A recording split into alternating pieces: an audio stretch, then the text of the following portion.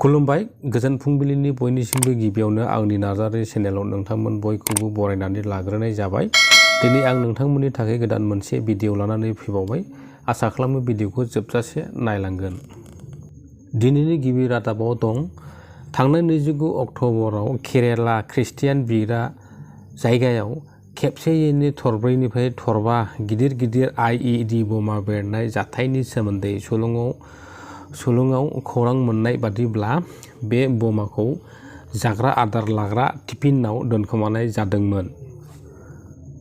बै गिख्रंथाव IED बमा बेरनायजों सानै सुबुंनि जिउ गोमानायजों लोगोसे 50निफ्रायबो बांसिन सरासनस्रा सुबुंफोरा गाज्रि जोखोम जानांबाय होनना सुलुङाव मिथिनाय जादों।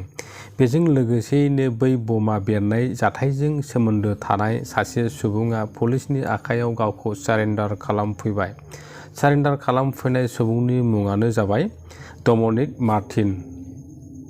आरो पुलिसआ डमिनिक मार्टिननियाव दासिमाव सोंथि खालामबाय दं होनना मिथिनाय जादों।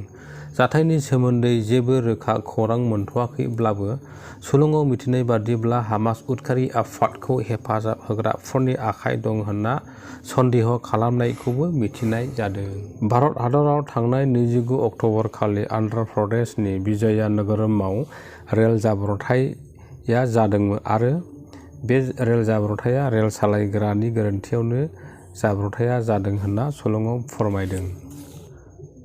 गंनै रेलनि सौग्रावलायनाया गंसे लकेल ट्रेन आरो गंसेया एक्सप्रेस ट्रेनजों जादों। बे जाब्रबथाया मख'नो गोनांदि गिख्रंथाव रेल जाब्रबथायाव सा 10 सुबुंफोरनि जिउ गोमादों होनना सुलुङाव मिथिनाय जादों।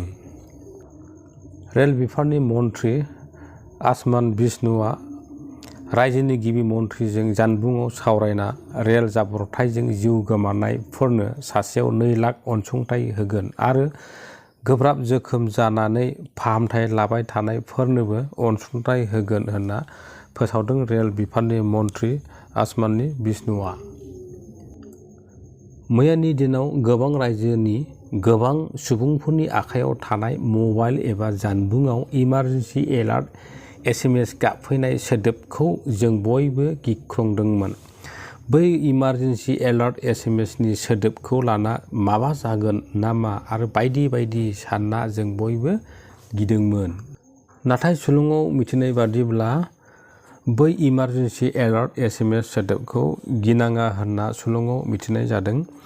भारत सरकारनि बिथिं बादियै सेल्फ ब्रडकास्टिं टेलिकमिउनिकेशनआ टेस्ट खालामना दैथायहरनाय मोनसे इमारजेन्सि एलार्ट SMS सो। बे इमारजेन्सि एलार्टखौ हादरनि जायखिजाया गिख्रंथाव जाथाय जागोननि सिगांनो जाहाथे हादरनि साफ्रोमबो थागिबि सुबुंफ्रा एबा सुबुंफोरनि जानबुंआव एलार्ट खालामनो हायो बेखौनो पेन इन्डिया इमारजेन्सि सिस्टेमआ मोनसे आनजाद नायनाय जादोंमोन। आरो बे आनजादखौनो हादरनि साफ्रोमबो मबाइल बाहायगिरि बिथांमोननि जानबुंफोराव मोनसे एलार्ट एबा इमारजेन्सि सिस्टेमजों जानबुंफ्राव दैथायहरनाय जादों। बे इमारजेन्सि मेसेजनि सोदोबखौ लाना जों बयबो गिनांगौ एबा गोसोआव गोनो गोथो साननांगौ गैयैखौ सुलुङाव मिथिनाय जादों। बेजों लोगोसे दिनैनि भिडिअआ बेखिनियाव जोब्बाय लोगोफोर। भिडिअखौ जोबजासे नायनायनि थाखाय बयनिसिमबो गोजोन्थों।